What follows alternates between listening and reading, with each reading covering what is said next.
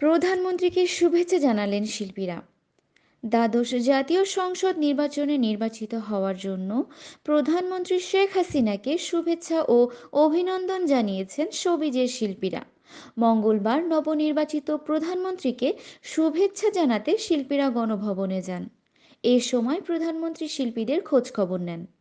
প্রধানমন্ত্রীকে শুভেচ্ছা জানানোর বিষয়টি সংবাদ মাধ্যমকে নিশ্চিত করেছেন অভিনয় শিল্পী সংঘের সভাপতি আহসান হাবিব নাসিম। তিনি বলেন, টানা চতুর্থবারের মতো নির্বাচিত হওয়ার জন্য প্রধানমন্ত্রীকে শিল্পীদের পক্ষ থেকে শুভেচ্ছা জানাতে গিয়েছিলাম আমরা।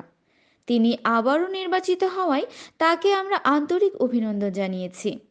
প্রধানমন্ত্রীকে শুভেচ্ছা জানানোর জন্য গিয়েছিলেন শমী কায়সার, তানভিন সুইটি, রওনক হাসান, সাজু খাদেম, রিয়াজ, নিপুণ, মীর সাব্বির, সাজু খাদেম, উর্মিলা শ্রাবন্তী কর।